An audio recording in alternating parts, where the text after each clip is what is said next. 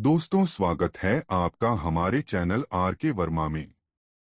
एक बार तेनालीराम महाराज से किसी बात पर रूठा हुआ था कि महाराज कृष्णदेवराय ने उसे फिर से किसी बात पर डांट दिया, जिसकी वजह से तेनालीराम बिना बताए वहां से कहीं चला गया और दरबार में आना बंद कर दिया। महाराज को लगा एक दो दिन बाद खुद ही आ जाएगा, लेकिन ऐसा नहीं हुआ। सप्ताह बीत गया, तेनालीराम दरबार में नहीं आया। जब महाराज को तेनालीराम की कमी खलने लगी तो उन्होंने एक सेवक को तेनालीराम के घर भेज दिया। वहां जाकर पता चला कि तेनालीराम बहुत दिनों से घर भी नहीं आया है। अब महाराज परेशान हो गए कि आखिर तेनालीराम गया तो गया कहाँ। उन्होंने पूरे विजयनगर में गुप्तचर फैला दिए। सारा विजयनगर छान मारा गया, लेकिन तेनालीराम का कहीं पता नहीं चला। तब महाराज को विचार आया कि क्यों न आसपास के गांवों में खबर फैला दी जाए कि महाराज अपने राजकीय कुएं का विवाह कर रहे हैं। इसलिए गांवों के मुखियाओं को आदेश दिया जाता है कि वो अपने अपने गांवों के कुएं को लेकर विजयनगर पहुंच जाए। जो मुखिया आदेश का उल्लंघन करेगा उसे मृत्युदंड दिया जाएगा। महाराज जानते थे कि तेनालीराम जिस भी जगह होगा वह उस गांव के मुखिया की मदद अवश्य करेगा और इसी तरह हम उसे खोज लेंगे।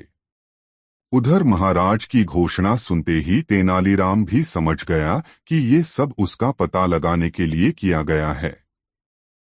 सभी गांवों के मुखिया ये घोषणा सुनकर हैरान थे।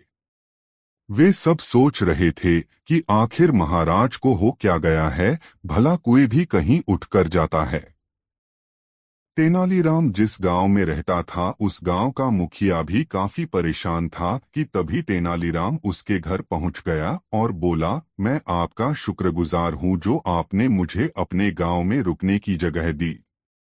मैं आपका ये उपकार जरूर चुकाऊंगा।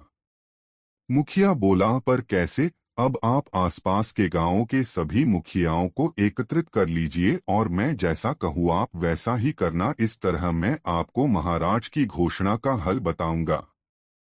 तेनालीराम के कहे अनुसार उसने सभी गांवों के मुखियाओं को एकत्रित कर लिया और विजयनगर के बाहर जाकर डेरा डाला। तब तेनालीराम ने एक मुखिया को अपने पास बुलाया और बोला, अब तुम महाराज के पास जाकर बोलना कि महाराज आपके राजकीय कुएं के विवाह में सम्मिलित होने के लिए हमारे कुएं राजधानी के बाहर ठहरे हुए हैं। कृपा करके आप अपने कुएं को उनकी अगवानी के लिए भेज दीजिए। मुखिया ने महाराज के पास जाकर वही कहा जो तेनालीराम ने बोला था। तब महाराज ने पूछा, तुम्हें ये सुझाव किसने दिया है? मुखिया ने साफ साफ बता दिया कि कुछ दिनों से हमारे गांव में एक आदमी आकर रह रहा है, उसने मुझे ये सब बोलने के लिए बोला था। मुखिया की बात सुनते ही महाराज समझ गए कि हो न हो वो तेनालीराम ही होगा। महाराज बोले, वह अभी कहाँ है? महाराज, वह अभी राजधानी के बाहर खड़ा है, मुखिया ने कहा। महाराज ने अपने सेवकों को तुरंत रथ तैयार कर राजधानी के बाहर जाने का आदेश दिया। कुछ ही देर में वो तेनालीराम को लेने के लिए राजधानी के बाहर पहुंच गए। तेनालीराम को देखते ही महाराज बहुत खुश हुए और उसे बड़े धूमधाम से दरबार में लाया गया। सभी मुखियाओं को भी पुरस्कार देकर विदा किया गया। दोस्तों, इस वीडियो को लाइक जरूर कर दें। एक बार राजा कृष्णदेवराय दरबार में बैठे मंत्रियों के साथ विचार विमर्श कर रहे थे कि तभी एक व्यक्ति उनके सामने आकर कहने लगा, महाराज मेरे साथ न्याय करें। मेरे मालिक ने मुझे धोखा दिया है। इतना सुनते ही महाराज ने उससे पूछा, तुम कौन हो और तुम्हारे साथ क्या हुआ है? अन्नदाता, मेरा नाम नामदेव है। कल मैं अपने मालिक के साथ किसी काम से एक गांव में जा रहा था। गर्मी की वजह से चलते चलते हम थक गए और पास में स्थित एक मंदिर की छाया में बैठ गए। तभी मेरी नजर एक लाल रंग की थैली पर पड़ी जो कि मंदिर के एक कोने में पड़ी हुई थी। मालिक की आज्ञा लेकर मैंने वो थैली उठा ली। उसे खोलने पर पता चला कि उसके अंदर बेर के आकार के 2 हीरे चमक रहे थे। हीरे मंदिर में पाए गए थे, इसलिए उन पर राज्य का अधिकार था। परंतु मेरे मालिक ने मुझसे ये बात किसी को भी बताने से मना कर दिया और कहा कि हम दोनों इसमें से एक एक हीरा रख लेंगे। मैं अपने मालिक की गुलामी से परेशान था, इसलिए मैं अपना काम करना चाहता था, जिसके कारण मेरे मन में लालच आ गया। हवेली आते ही मालिक ने हीरे देने से साफ इनकार कर दिया। यही कारण है कि मुझे इंसाफ चाहिए। महाराज ने तुरंत कोतवाल को भेजकर नामदेव के मालिक को महल में पेश होने का आदेश दिया। नामदेव के मालिक को जल्द ही राजा के सामने लाया गया। राजा ने उससे हीरों के बारे में पूछा तो वह बोला, महाराज, ये बात सच है कि मंदिर में हीरे मिले थे, लेकिन मैंने वो हीरे नामदेव को देकर उन्हें राजकोष में जमा करने को कहा था। जब वह वापस लौटा तो मैंने उससे राजकोष की रसीद मांगी तो वह आनाकानी करने लगा। मैंने जब इसे धमकाया तो ये आपके पास आकर मनगढ़ंत कहानी सुनाने लगा। अच्छा, तो ये बात है, महाराज ने कुछ सोचते हुए कहा। क्या तुम्हारे पास इस बात का कोई सबूत है कि तुम सच बोल रहे हो? अन्नदाता, अगर आपको मेरी बात पर यकीन नहीं तो आप मेरे दूसरे तीनों नौकरों से पूछ सकते हो। वो उस वक्त वहीं थे। उसके बाद तीनों नौकरों को राजा के सामने लाया गया। तीनों ने नामदेव के खिलाफ गवाही दी। महाराज तीनों नौकरों और मालिक को वही बिठाकर अपने विश्राम कक्ष में चले गए और सेनापति तेनालीराम महामंत्री को भी इस विषय में बात करने के लिए वहां बुलवा लिया। उनके पहुंचने पर महाराज ने महामंत्री से पूछा, आपको क्या लगता है, क्या नामदेव झूठ बोल रहा है? जी महाराज, नामदेव ही झूठा है। उसके मन में लालच आ गया होगा और उसने हीरे अपने पास ही रख लिए होंगे। सेनापति ने गवाहों को झूठा बताया। उसके हिसाब से नामदेव सच बोल रहा था। तेनालीराम चुपचाप खड़ा सबकी बातें सुन रहा था। तब महाराज ने उसकी ओर देखते हुए उसकी राय मांगी। तेनालीराम बोला, महाराज, कौन झूठा है और कौन सच्चा इस बात का अभी पता लग जाएगा, परंतु आप लोगों को कुछ समय के लिए पर्दे के पीछे छुपना होगा। महाराज इस बात से सहमत हो गए क्योंकि वो जल्दी से जल्दी इस मसले को सुलझाना चाहते थे, इसीलिए पर्दे के पीछे जाकर छुप गए। महामंत्री और सेनापति मुंह सिकोड़ते हुए पर्दे के पीछे चले गए। अब विश्राम कक्ष में केवल तेनालीराम ही दिखाई दे रहा था। अब उसने सेवक से कहकर पहले गवाह को बुलाया।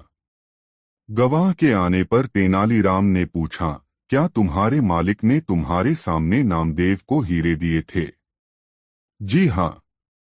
फिर तो तुम्हें हीरे के रंग और आकार के बारे में भी पता होगा। तेनालीराम ने एक कागज और कलम गवाह के सामने करते हुए उससे कहा, लो, मुझे इस पर हीरे का चित्र बनाकर दिखाओ। इतना सुनते ही उसकी सिट्टी पिट्टी गुल हो गई और बोला, मैंने हीरे नहीं देखे क्योंकि वो लाल रंग की थैली में थे। अच्छा, अब चुपचाप वहां जाकर खड़े हो जाओ। अब दूसरे गवाह को बुलाकर उससे भी यही प्रश्न पूछा गया। उसने हीरो के रंग के बारे में बताकर कागज पर 2 गोल गोल आकृतियां बनाकर अपनी बात साबित की। फिर उसे भी पहले गवाह के पास खड़ा कर दिया गया और तीसरे गवाह को बुलाया गया। उसने बताया कि हीरे भोजपत्र की थैली में थे, इस वजह से वह उन्हें देख नहीं पाया। इतना सुनते ही महाराज पर्दे के पीछे से सामने आ गए। महाराज को देखते ही तीनों घबरा गए और समझ गए कि अब सच बोलने में ही उनकी भलाई है। तीनों महाराज के पैरों को पकड़कर माफी मांगने लगे और बोले, हमें झूठ बोलने के लिए हमारे मालिक ने धमकाया था और नौकरी से निकालने की धमकी दी थी, इसीलिए हमें झूठ बोलना पड़ा। महाराज ने तुरंत मालिक के घर की तलाशी के आदेश दे दिए। तलाशी लेने पर दोनों हीरे बरामद कर लिए गए। सजा के तौर पर मालिक को 10,000 स्वर्ण मुद्राएं नामदेव को देनी पड़ी और 20,000 स्वर्ण मुद्राएं जुर्माने के तौर पर भरनी पड़ी, जबकि बरामद हुए दोनों हीरे राजकोष में जमा कर लिए गए। इस प्रकार तेनालीराम की मदद से महाराज ने नामदेव के हक में फैसला सुनाया। दोस्तों, इस वीडियो को लाइक जरूर कर दे और वीडियो कैसा लगा कमेंट में जरूर बताएं। 3 राजा कृष्णदेव राय होली का उत्सव बड़ी धूमधाम से मनाते थे। होली के दिन मनोविनोद के अनेक कार्यक्रम विजयनगर में होते थे। प्रत्येक कार्यक्रम के सफल कलाकार को पुरस्कार देने की व्यवस्था भी होती थी। सबसे बड़ा तथा सबसे मूल्यवान पुरस्कार महामूर्ख की उपाधि पाने वाले को दिया जाता था। तेनालीराम को हर साल सर्वश्रेष्ठ हास्य कलाकार का पुरस्कार तो मिलता ही था। अपनी चतुराई और बुद्धिमानी के बल पर प्रतिवर्ष महामूर्ख भी वही चुना जाता था। इस तरह तेनालीराम हर वर्ष 2-2 पुरस्कार अकेले हड़प लेता था। इसी कारण अन्य दरबारियों को प्रतिवर्ष ईर्ष्या की आग में झुलसना पड़ता था। इस साल अन्य दरबारियों ने फैसला कर लिया था कि इस बार होली के उत्सव पर तेनालीराम का पत्ता ही साफ कर दिया जाए। उसके लिए उन्होंने एक तरकीब भी खोज ली थी। तेनालीराम के प्रमुख सेवक को पढ़ा सिखाकर उसके द्वारा तेनालीराम को छक्कर भंग पिलवा दी गई। होली के दिन इसी कारण तेनाली भंग के नशे की तरंग में घर पर ही पड़ा रहा। दोपहर बाद जब तेनालीराम की नींद खुली तो वह घबरा गया और इसी घबराहट में भागता भागता दरबार में पहुंच गया। जब वह दरबार में पहुंचा तब तक उत्सव में आधे से अधिक कार्यक्रम संपन्न हो चुके थे। राजा कृष्णदेव राय उसे देखते ही डपटकर बोले, अरे मूर्ख तेनालीराम जी, आज के दिन भी भंग छानकर सो गए। राजा ने तेनालीराम को मूर्ख कहा तो सारे दरबारी प्रसन्न हो उठे। उन्होंने भी राजा की हाँ में हाँ मिलाई और बोले, आपने बिल्कुल सत्य ही कहा महाराज। तेनालीराम मूर्ख ही नहीं बल्कि महामूर्ख है।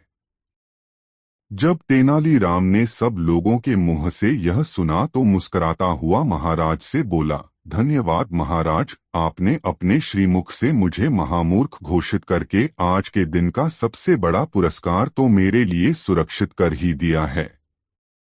तेनालीराम के मुख से यह सुनते ही दरबारियों को अपनी भूल का पता चल गया, किंतु वे अब कर भी क्या सकते थे, क्योंकि वे स्वयं ही अपने मुख से तेनालीराम को महामूर्ख बता चुके थे।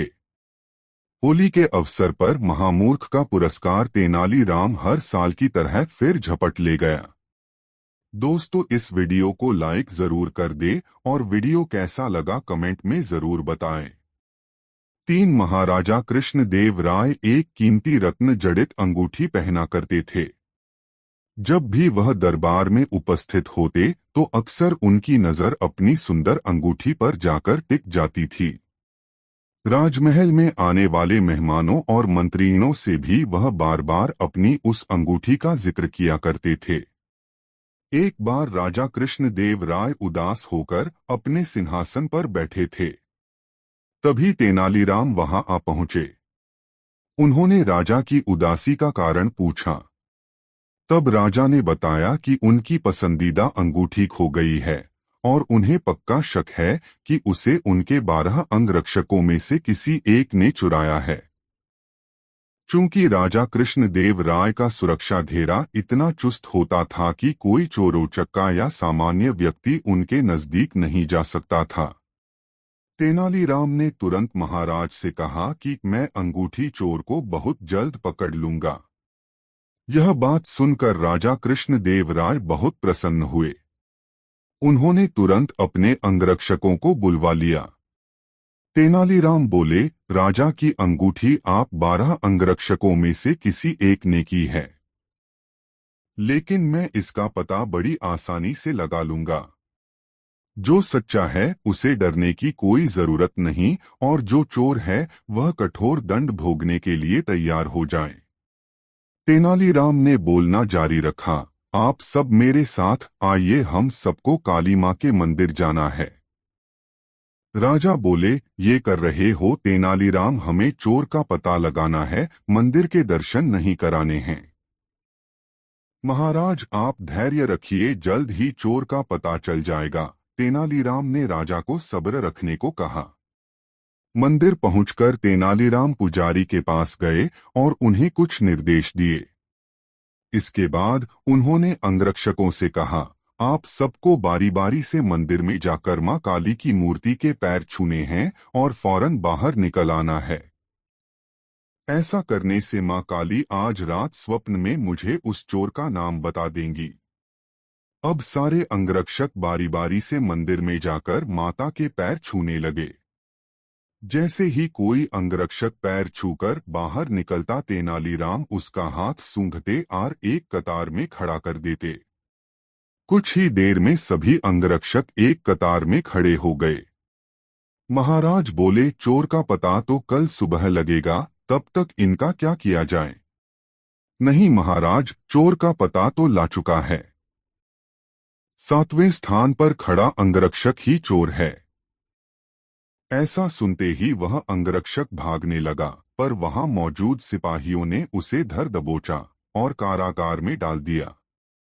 राजा और बाकी सभी लोग आश्चर्यचकित थे कि तेनालीराम ने बिना स्वप्न देखे कैसे पता कर लिया कि चोर वही है।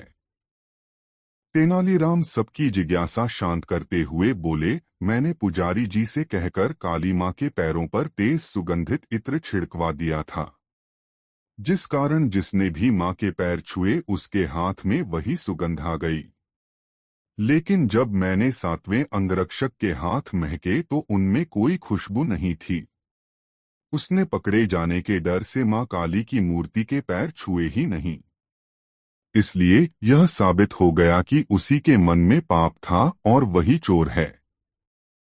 राजा कृष्णदेव राय एक बार फिर तेनालीराम की बुद्धिमत्ता के कायल हो गए और उन्हें स्वर्ण मुद्राओं से सम्मानित किया।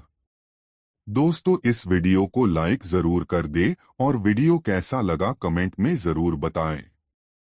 4 राजा कृष्णदेव राय के निजी बगीचे में बैंगन के पौधे थे जो बिना बीज के थे। राजा की आज्ञा के बिना न तो कोई उस बगीचे में जा सकता था, न ही कोई फल तोड़ सकता था। राजा कृष्णदेव राय के अतिरिक्त किसी ने वे बैंगन नहीं चखे थे। एक दिन राजा कृष्णदेव राय ने सभी दरबारियों को राजमहल में दावत पर बुलाया। दावत में बिना बीज वाले 49 बैंगनों का सालन भी बना था। तेनालीराम को वह इतना पसंद आया कि घर लौटकर भी वह उसी की बात करता रहा। तेनाली से उन बैंगनों की इतनी तारीफ सुनकर उसकी पत्नी ने भी बैंगन खाने की इच्छा प्रकट की। लेकिन मैं वे बैंगन तुम्हारे लिए कैसे ला सकता हूँ? तेनालीराम अपनी पत्नी से बोला, अरे महाराज को वे बैंगन इतने प्रिय है कि पेड़ से एक भी कम हो जाए तो वे पूरा राजमहल सर पर उठा लेते हैं। मैं तो रंगे हाथों पकड़ा जाऊंगा। पर तेनाली की पत्नी न मानी। स्त्री हट के आगे तेनाली को झुकना ही पड़ा और वह शाही बगीचे से बैंगन चुराकर लाने के लिए तैयार हो गया। अगले दिन शाम के समय तेनालीराम चुपके से शाही बगीचे में घुसा और कुछ बैंगन तोड़ लाया। उसकी पत्नी ने बड़ी लगन से बैंगन की सब्जी बनाई। सब्जी बहुत अच्छी बनी थी। तेनाली की पत्नी को बहुत पसंद आई। वह अपने 6 साल के बेटे को भी वह सब्जी चखाना चाहती थी, पर तेनाली ने उसे मना करते हुए कहा, ऐसी गलती मत करना। अगर उसके मुंह से किसी के सामने निकल गया तो मुसीबत में पड़ जाएंगे। पर तेनाली की पत्नी न मानी। यह कैसे हो सकता है कि वह इतना बढ़िया भोजन करे और अपने लाल को चखाए भी नहीं? इस सब्जी का स्वाद तो ताउम्र जुबान पर रहेगा। आप कोई तरकीब निकालो न जिससे सांप भी मर जाए और लाठी भी न टूटे। हारकर तेनालीराम ने हथियार डाल दिए और छत पर सो रहे अपने पुत्र को उठाने गया। परंतु उसे उठाने से पहले तेनाली ने एक बाल्टी पानी से भरी और सोते हुए पुत्र पर डाल दी। हड़बड़ाकर उसने आंखें खोल दी तो उसे गोदी में उठाते हुए तेनालीराम बोला, जोर की बारिश हो रही है। चल भीतर चल कर सोते हैं। घर के भीतर लाकर तेनालीराम ने उसके वस्त्र बदले और उसे बैंगन की सब्जी खिलाई। भोजन करते समय तेनाली ने फिर याद दिलाया कि वर्षा के कारण अब सबको भीतर ही सोना पड़ेगा। अगले दिन राजा को बैंगन की चोरी के विषय में पता चल गया। शाही बगीचे के माली ने जब बैंगन की गिनती की तो उसमें 4 बैंगन कम निकले। चारों ओर शोर मच गया। पूरे शहर में बैंगन चोरी होने की चर्चा होने लगी। महाराज ने चोर के सिर पर भारी इनाम घोषित किया। न जाने कैसे दंडनायक सेनापति को तेनालीराम पर शक हो गया। उसने महाराज को अपने शक के बारे में बताया। उसके अनुसार तेनालीराम के अतिरिक्त किसी में इतना साहस नहीं है कि शाही बगीचे से बैगन चुरा सके। महाराज ने कहा, तेनालीराम बहुत चतुर है। यदि उसने चोरी की है तो वह अपनी चालाकी से बात छुपा जाएगा। ऐसा करो, तेनाली के पुत्र को बुलाओ। हम उसके पुत्र से सच्चाई का पता लगाएंगे। तेनालीराम के पुत्र को राज दरबार में लाया गया। उससे पूछा गया कि उसने कल रात को भोजन में क्या खाया था। वह बोला, मैंने कल रात को बैंगन खाए थे। वे इतने स्वादिष्ट थे कि उनका जवाब नहीं था। अब तो दंडनायक ने तेनाली को धर दबोचा। तेनाली, अब तो तुम्हें अपना अपराध मानना ही पड़ेगा। क्यों? मैंने कुछ किया ही नहीं है तो मैं अपराध क्यों मानूं? तेनाली बोला, कल रात मेरा बेटा जल्दी ही सो गया था। ऐसा प्रतीत होता है कि उसने कोई सपना देखा है, तभी वह बैंगन, बारिश आदि जैसी नामुमकिन बातें कर रहा है। पूछिए उससे क्या कल रात बारिश हुई थी। दंडनायक ने बच्चे से बारिश के विषय में पूछा तो बच्चे ने भोलेपन से जवाब दिया, कल रात तो बहुत तेज वर्षा हुई थी। मैं बाहर सो रहा था। मेरे सारे वस्त्र भीग गए। इसके बाद मैं भीतर आकर सोया। वास्तविकता तो यही थी कि पिछली रात शहर में एक बूंद भी वर्षा नहीं हुई थी। बच्चे की बात सुनकर दंडनायक और राजा कृष्णदेव राय चुप हो गए और उन्होंने तेनालीराम पर शक करने के लिए माफी मांगी। दोस्तों, वीडियो को लाइक जरूर कर दे और कमेंट में बताएं कहानी कैसी लगी। एक बार फारस देश से घोड़ों का एक व्यापारी कुछ बेहद उत्तम नस्ल के घोड़े लेकर विजयनगर आया। सभी जानते थे कि महाराज कृष्णदेव राय घोड़ों के उत्तम पारखी हैं। उनके अस्तबल में चुनी हुई नस्लों के उत्तम घोड़े थे। महाराज ने फारस के व्यापारी द्वारा लाए गए घोड़ों का निरीक्षण किया तो पाया कि वे घोड़े दुर्लभ नस्ल के हैं। उन्होंने व्यापारी से सभी घोड़े खरीद लिए क्योंकि वे अपनी घुड़सवारी सेना को और मजबूत व सुसज्जित करना चाहते थे। जब घोड़ों का व्यापारी चला गया तो महाराज ने अपनी घुड़सवार सेना के चुने हुए सैनिकों को बुलाया और एक एक घोड़ा देते हुए उसकी अच्छी तरह देखभाल और उसे भली भांति प्रशिक्षित करने को कहा। साथ ही यह भी कहा कि घोड़ों के प्रशिक्षण व भोजनादि का सारा खर्च राजकोष वहन करेगा।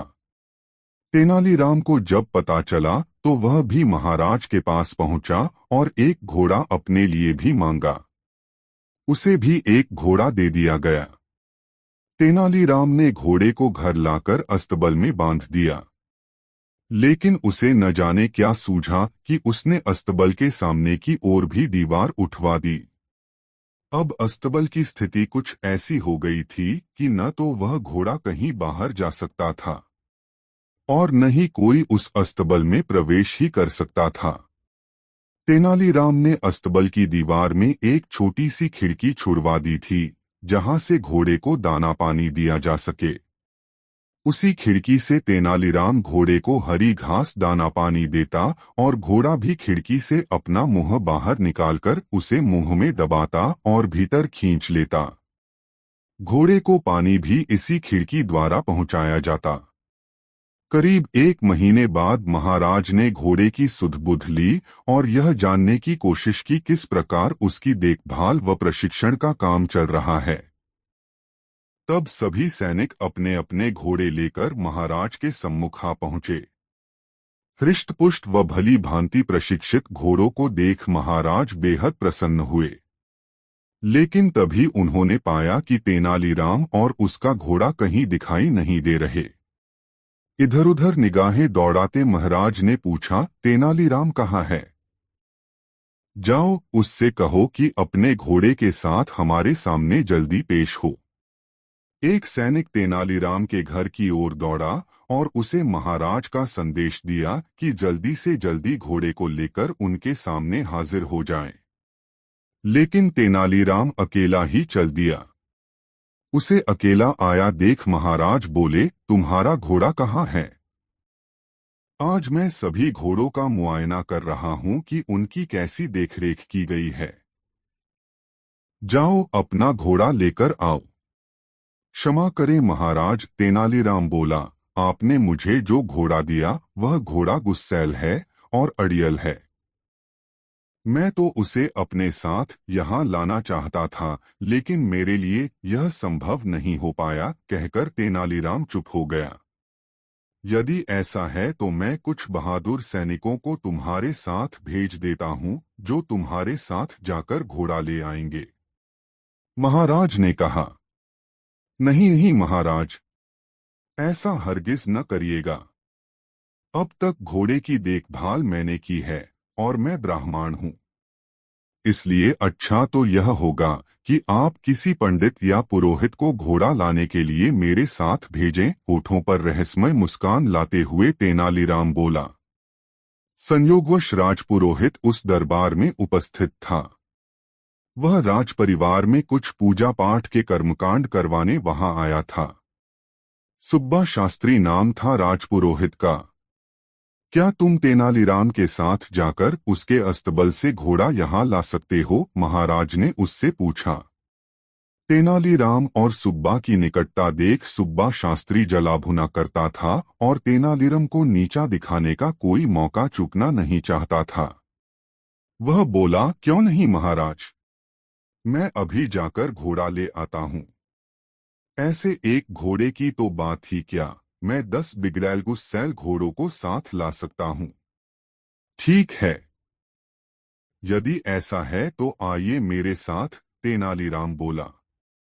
जब सुब्बा शास्त्री और तेनालीराम जा रहे थे तो रास्ते में तेनालीराम बोला, शास्त्री जी, मैं जानता हूँ कि आप विद्वान हैं और मैं यह भी जानता हूँ कि आपने अश्वशास्त्र का अध्ययन भी किया है। कुछ ही देर में जब तेनालीराम के घर पहुंचे तो सुब्बा शास्त्री अपनी लंबी दाढ़ी को उंगलियों से सहलाते हुए अहंकार भरे स्वर में बोला, हाथ कंगन और आरसी क्या? आखिर तुम्हें मेरी योग्यता पर विश्वास हो ही गया। लेकिन शास्त्री जी, मेरा घोड़ा कोई साधारण घोड़ा नहीं है। इसलिए मेरा कहना माने तो पहले खिड़की से झांककर देख लें। इसके बाद अस्तबल की दीवार तोड़कर घोड़े को बाहर निकालने की सोचना। अपने होठों पर कुटिल मुस्कान लाते हुए बोला तेनालीराम। तेनालीराम ने भी जैसे उस दिन सुब्बा शास्त्री से पुराना हिसाब किताब चुकता करने की ठान ली थी। इधर जैसे ही सुब्बा शास्त्री ने दीवार में बनी खिड़की में अपना हाथ डाला, तुरंत घोड़े ने उसकी दाढ़ी पकड़ ली। दरअसल वह उसकी दाढ़ी को भूसे का ढेर समझ बैठा था। सुब्बा शास्त्री की दाढ़ी को अपने मुंह में दबाए घोड़ा इतनी जोर से खींच रहा था कि उसकी आंखों से आंसू टपकने लगे और वह दर्द के मारे जोर जोर से चिल्लाने लगा। अंततः अस्तबल की सभी दीवारें तोड़कर वह बाहर निकाला गया। मगर घोड़ा भी कुछ ऐसा हठीला था कि सुब्बा शास्त्री की दाढ़ी अब भी दबाए था। कोई और रास्ता न देख उन्हें उसी अवस्था में राजमहल की ओर जाना पड़ा। अब तक सुब्बा शास्त्री को यह बात समझ में आ चुकी थी कि पूर्व में जो वह तेनालीराम को नीचा दिखाने की फिराक में लगा रहता था, उसी का बदला तेनालीराम ले रहा है। वह तो बस मौके की तलाश में था, जो उसे आज मिल गया था। इधर महाराज और अन्य घुड़सवार सैनिक बेसब्री से उनका इंतजार कर रहे थे। तभी तेनालीराम और सुब्बा शास्त्री की दाढ़ी मुंह में दबाए वह घोड़ा वहां आ पहुंचा। सुब्बा शास्त्री को इस हास्यास्पद स्थिति में देख सभी उपस्थित जन ठहाके मारकर हंसने लगे। यहाँ तक कि महाराज भी अपनी हंसी पर काबू न कर सके और बेतहाशा लगातार हंसते ही चले गए। लोगों को इस प्रकार हंसते देख वहां मौजूद घोड़े भी तरंग में आकर हिनहिनाने लगे। तेनालीराम का घोड़ा, जो सुब्बा शास्त्री की दाढ़ी मुंह में दबाए था, भी यह देख हिनहिनाने लगा। जैसे ही घोड़े ने अपना मुंह खोला, दाढ़ी मुक्त हो गई। सुब्बा शास्त्री ने चैन की सांस ली। तभी एकाएक अपनी हंसी को रोक महाराज गंभीर हो गए और बोले, तेनालीराम, मुझे इससे कोई आपत्ति नहीं कि लोगों को हंसाने के लिए हास परिहास किया जाए, बल्कि यह तो अच्छा ही है, क्योंकि हंसना स्वास्थ्य के लिए उत्तम होता है। लेकिन ऐसा परिहास मुझे स्वीकार्य नहीं जिसमें दूसरे को पीड़ा या कष्ट होता हो। तुमने सुब्बा शास्त्री जैसे विद्वान के साथ जो सुलूक किया है वह कतई शोभा नहीं देता। यह सरासर शास्त्री जी का अपमान है। मैंने तुम्हारे दिमाग में छिपी किसी खुराफात का अंदाजा उसी समय लगा लिया था जब तुमने मुझसे घोड़ा मांगा था, वरना तुम्हें घोड़े से क्या लेना देना। चलो अपनी गलती के लिए शास्त्री जी से क्षमायाचना करो। लेकिन इससे पहले कि तेनालीराम क्षमायाचना करता, सुब्बा शास्त्री आगे बढ़कर बोला, महाराज, तेनालीराम का कोई दोष नहीं, यह निर्दोष है। दोषी यदि कोई है तो मैं हूं। मैं तो हमेशा तेनालीराम को नीचा दिखाने की फिराक में लगा रहता था और कई बार तो मैंने इसका अपमान भी किया। लेकिन मेरे दुर्व्यवहार को यह बेचारा चुपचाप सहन कर गया, एक शब्द तक मुंह से नहीं निकला कभी। यह सब मैंने ईर्ष्यावश किया। इसने जो कुछ भी मेरे साथ किया अच्छा ही किया।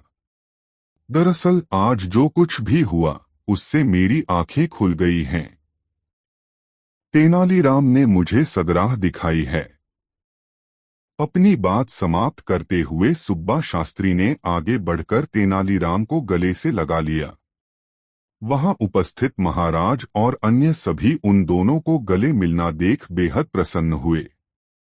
दोस्तों, ऐसी और मजेदार कहानी सुनने के लिए हमारे चैनल RK वर्मा को सब्सक्राइब जरूर कर ले और इस वीडियो को अपने दोस्तों को जरूर शेयर करें। वीडियो देखने के लिए धन्यवाद। 5 राजा कृष्णदेव राय का दरबार लगा हुआ था। महाराज अपने दरबारियों के साथ किसी चर्चा में व्यस्त थे। अचानक से चतुर और चतुराई पर चर्चा चल पड़ी। महाराज कृष्णदेव के दरबार में दरबारियों से लेकर राजगुरु तक तेनालीराम से चिढ़ते थे। तेनालीराम को नीचा दिखाने के उद्देश्य से एक मंत्री ने खड़े होकर कहा, महाराज, आपके इस दरबार में बुद्धिमान और चतुर लोगों की कमी नहीं।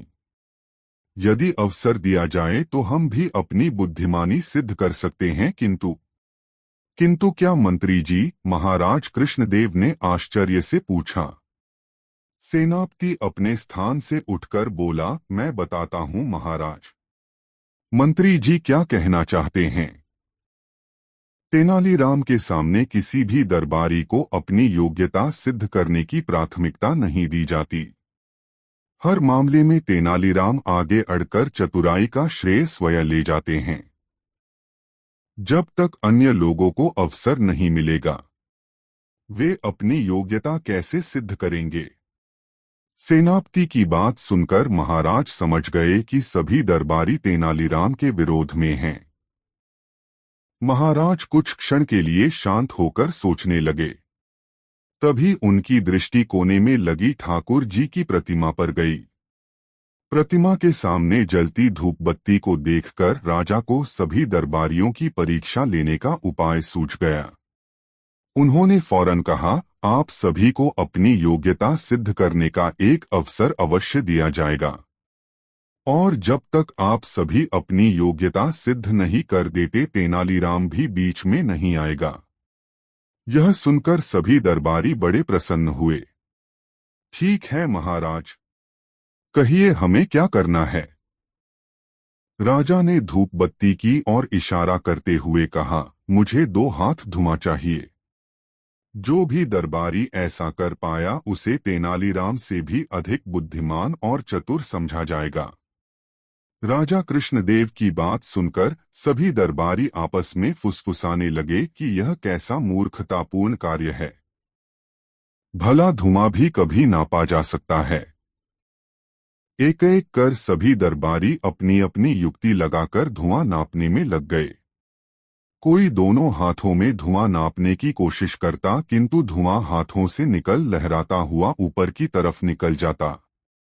सभी ने भरपूर कोशिश की, लेकिन कोई भी 2 हाथ धुआं महाराज को न दे सका।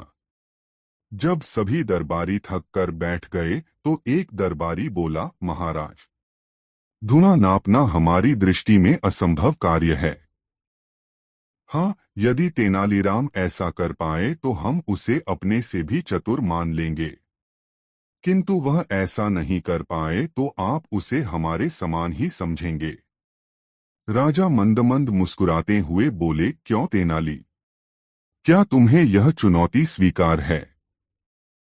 तेनालीराम ने अपने स्थान से उठकर सिर झुकाते हुए कहा, अन्नदाता, मैंने सदैव आपके आदेश का पालन किया है, इस बार भी अवश्य करूंगा। तेनालीराम ने एक सेवक को बुलाकर उसके कान में कुछ शब्द कहे। सेवक तुरंत दरबार से चला गया। अब तो दरबार में सन्नाटा छा गया। सभी यह देखने के लिए उत्सुक थे कि कैसे तेनालीराम राजा को 2 हाथ धुआं देता है। तभी सेवक शीशे की बनी 2 हाथ लंबी नली लेकर दरबार में हाजिर हुआ। तेनालीराम ने उस नली का मुंह धूप बत्ती से निकलते धुएं पर लगा दिया। थोड़ी ही देर में शीशे की नली धुएं से भर गई और तेनाली ने नली के मुहर पर कपड़ा लगा दिया और उसे महाराज की ओर करते हुए कहा, महाराज, ये लीजिए 2 हाथ धुआं। यह देख महाराज के चेहरे पर मुस्कुराहट आ गई और उन्होंने तेनाली से नली ले ली और दरबारियों की तरफ देखा। सबके सिर नीचे झुके हुए थे, लेकिन दरबार में कुछ दरबारी ऐसे भी थे जो तेनालीराम के पक्ष में थे। उन सब की आंखों में भी तेनाली के लिए प्रशंसा के भाव थे। तेनालीराम की बुद्धिमानी और चतुराई देख राजा बोले, अब तो आप मान गए होंगे कि तेनालीराम की बराबरी कोई नहीं कर सकता। दरबारी भला क्या बोलते, वो सब चुप सुनते रहे। दोस्तों, वीडियो को लाइक जरूर कर दे और कमेंट में बताएं कहानी कैसी लगी। 4 बीरबल एक ईमानदार तथा धर्मप्रिय व्यक्ति था। वह प्रतिदिन ईश्वर की आराधना बिना नागा किया करता था। इससे उसे नैतिक व मानसिक बल प्राप्त होता था। वह अक्सर कहा करता था कि ईश्वर जो कुछ भी करता है मनुष्य के भले के लिए ही करता है। कभी कभी हमें ऐसा लगता है कि ईश्वर हम पर कृपा दृष्टि नहीं रखता, लेकिन ऐसा होता नहीं। कभी कभी तो उसके वरदान को भी लोग शाप समझने की भूल कर बैठते हैं। वह हमको थोड़ी पीड़ा इसलिए देता है ताकि बड़ी पीड़ा से बच सकें। एक दरबारी को बीरबल की ऐसी बातें पसंद न आती थीं। एक दिन वही दरबारी दरबार में बीरबल को संबोधित करता हुआ बोला, देखो, ईश्वर ने मेरे साथ क्या किया। कल शाम को जब मैं जानवरों के लिए चारा काट रहा था तो अचानक मेरी छोटी उंगली कट गई। क्या अब भी तुम यही कहोगे कि ईश्वर ने मेरे लिए यह अच्छा किया है? कुछ देर चुप रहने के बाद बोला बीरबल, मेरा अब भी यही विश्वास है, क्योंकि ईश्वर जो कुछ भी करता है मनुष्य के भले के लिए ही करता है। सुनकर वह दरबारी नाराज हो गया कि मेरी तो उंगली कट गई और बीरबल को इसमें भी अच्छाई नजर आ रही है। मेरी पीड़ा तो जैसे कुछ भी नहीं। कुछ अन्य दरबारियों ने भी उसके सुर में सुर मिलाया। तभी बीच में हस्तक्षेप करते हुए बादशाह अकबर बोले, बीरबल, हम भी अल्लाह पर भरोसा रखते हैं, लेकिन यहाँ तुम्हारी बात से सहमत नहीं। इस दरबारी के मामले में ऐसी कोई बात नहीं दिखाई देती जिसके लिए उसकी तारीफ की जाए। बीरबल मुस्कुराता हुआ बोला, ठीक है जहां पनाह, समय ही बताएगा अब। 3 महीने बीत चुके थे। वह दरबारी, जिसकी उंगली कट गई थी, घने जंगल में शिकार खेलने निकला हुआ था। एक हिरन का पीछा करते वह भटककर आदिवासियों के हाथों में जा पड़ा। वे आदिवासी अपने देवता को प्रसन्न करने के लिए मानव बलि में विश्वास रखते थे। आठ वे उस दरबारी को पकड़कर मंदिर में ले गए बलि चढ़ाने के लिए। लेकिन जब पुजारी ने उसके शरीर का निरीक्षण किया तो हाथ की एक उंगली कंपाई।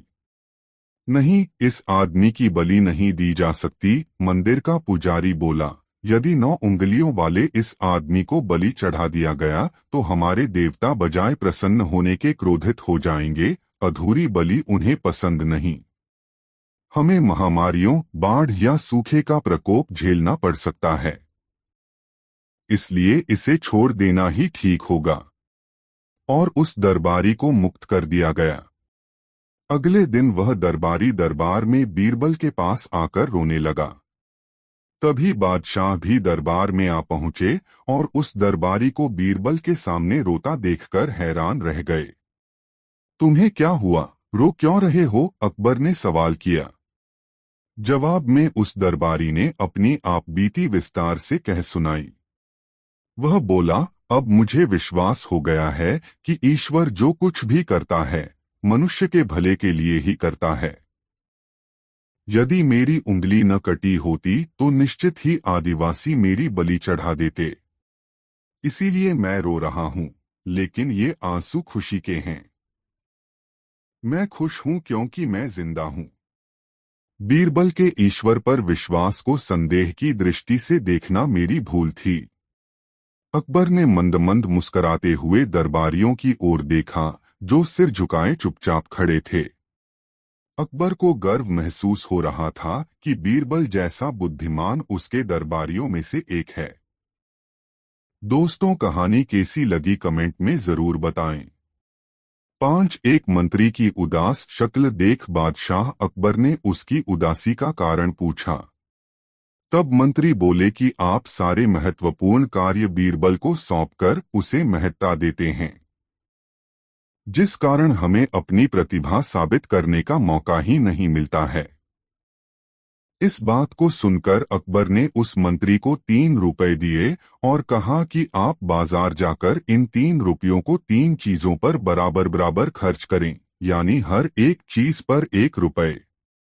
लेकिन शर्त यह है कि पहली चीज यहाँ की होनी चाहिए, दूसरी चीज वहां की होनी चाहिए और तीसरी चीज ना यहाँ की होनी चाहिए और ना वहां की होनी चाहिए। दरबारी मंत्री अकबर से 3 रुपए लेकर बाजार निकल पड़ा। उसकी समझ में नहीं आ रहा था कि वो अब क्या करे। वह एक दुकान से दूसरे दुकान चक्कर लगाने लगा, लेकिन उसे ऐसा कोई नहीं मिला जो इस शर्त के मुताबिक 1 रुपए वाली 3 चीजें दे सके। वह थक हार कर वापस अकबर के पास लौट आया। अब बादशाह अकबर ने यही कार्य बीरबल को दिया। बीरबल 1 घंटे में अकबर बादशाह की चुनौती पार लगाकर 3 वस्तुएं लेकर लौट आया। अब बीरबल ने उन वस्तुओं का वृतांत कुछ इस प्रकार सुनाया। पहला, 1 रुपया मैंने मिठाई पर खर्च कर दिया जो यहाँ इस दुनिया की चीज है। दूसरा रुपया मैंने एक गरीब फकीर को दान किया जिससे मुझे पुण्य मिला जो वहाँ यानी जन्नत की चीज है। और तीसरे रुपए से मैंने जुआ खेला और हार गया। इस तरह जुए में हारा रुपया वो तीसरी चीज थी जो ना यहाँ मेरे काम आई न वहाँ जन्नत में मुझे नसीब होगी। बीरबल की चतुराईपूर्ण बात सुनकर राजा के साथ साथ दरबारी भी मुस्कुरा पड़े और सभी ने उनकी बुद्धि का लोहा मान लिया। दोस्तों की कहानी किस लिए कमेंट जरूर बताएं, वीडियो को लाइक जरूर कर दे। 4 हर वर्ष दशहरे से पूर्व काशी की नाटक मंडली विजयनगर आती थी। सामान्यतः वे राजा कृष्णदेव राय तथा विजयनगर की प्रजा के लिए रामलीला किया करते थे। परंतु एक बार राजा को सूचना मिली कि नाटक मंडली विजयनगर नहीं आ रही है। इसका कारण यह था कि नाटक मंडली के कई सदस्य बीमार हो गए थे। यह सूचना पाकर राजा बहुत दुखी हुए, क्योंकि दशहरे में अब कुछ ही दिन बाकी थे। इतने कम दिनों में दूसरी नाटक मंडली की भी व्यवस्था नहीं की जा सकती थी। पास में दूसरी कोई नाटक मंडली नहीं होने के कारण इस वर्ष रामलीला होने के आसार दिखाई नहीं पड़ रहे थे, जबकि दशहरे से पूर्व रामलीला होना विजयनगर की पुरानी संस्कृति थी। महाराज को इस तरह दुखी देखकर राजगुरु बोले, महाराज, यदि चाहें तो हम रामपुर के कलाकारों को संदेश भेज सकते हैं, परंतु इसमें तो कुछ सप्ताह का समय लगेगा, राजा ने निराश स्वर में कहा। इस पर तेनालीराम बोले, महाराज, मैं पास ही की एक मंडली को जानता हूँ, वे यहाँ 2 दिन में आ जाएंगे और मुझे विश्वास है कि वे रामलीला का अच्छा प्रदर्शन करेंगे।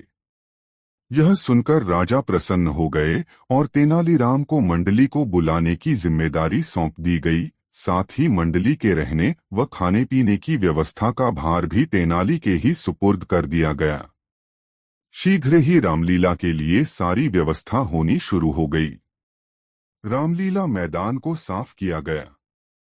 एक बड़ा सा मंच बनाया गया। नवरात्र के लिए नगर को सजाया गया। रामलीला देखने के लिए लोग बहुत उत्सुक थे, क्योंकि इसके पूर्व काशी की नाटक मंडली के न आने की सूचना से वे काफी दुखी थे, परंतु अब नई नाटक मंडली के आने की सूचना से उनका उत्साह दोगुना हो गया था। महल के निकट एक मेला भी लगाया गया था। कुछ ही दिनों में मंडली रामलीला के लिए तैयार हो गई। राजा, दरबारी, मंत्री व प्रजा प्रतिदिन रामलीला देखने आते। दशहरे के दिन की अंतिम कड़ी तो बहुत ही सराहनीय थी। मंडली में अधिकतर कलाकार बच्चे थे। उनकी कलाकारी देखकर लोगों की आंखों में आंसू तक आ गए। दशहरे के पश्चात राजा ने कुछ मंत्रियों तथा मंडली के सदस्यों को महल में भोजन के लिए बुलाया। भोजन के पश्चात राजा ने मंडली के सदस्यों को पुरस्कार दिया। फिर वे तेनालीराम से बोले, तुम्हें इतनी अच्छी मंडली कैसे मिली? बाबापुर से महाराज, तेनालीराम ने उत्तर दिया। बाबापुर? यह कहाँ है? मैंने इसके विषय में कभी नहीं सुना, राजा ने आश्चर्य से पूछा। बाबापुर विजयनगर के पास ही है, महाराज, तेनालीराम बोला। तेनालीराम की बात सुनकर मंडली के कलाकार मुस्करा दिए। राजा ने उनसे उनके इस प्रकार मुस्कराने का कारण पूछा तो मंडली का एक छोटा बालक सदस्य बोला, महाराज, वास्तव में हम लोग विजयनगर से ही आए हैं। तेनाली बाबा ने 3 दिन में हमें यह नाटक करना सिखाया था, इसलिए इसे हम बाबापुर की रामलीला कहते हैं। यह सुनकर राजा भी खिलखिलाकर हंस पड़े। अब उन्हें भी बाबापुर के रहस्य का पता चल गया था। दोस्तों, इस वीडियो को लाइक जरूर कर दे और वीडियो कैसा लगा कमेंट में जरूर बताएं। 5 राजा कृष्णदेव राय का दरबार लगा हुआ था। महाराज अपने दरबारियों के साथ किसी चर्चा में व्यस्त थे। अचानक से चतुर और चतुराई पर चर्चा चल पड़ी। महाराज कृष्णदेव के दरबार में दरबारियों से लेकर राजगुरु तक तेनालीराम से चिढ़ते थे। तेनालीराम को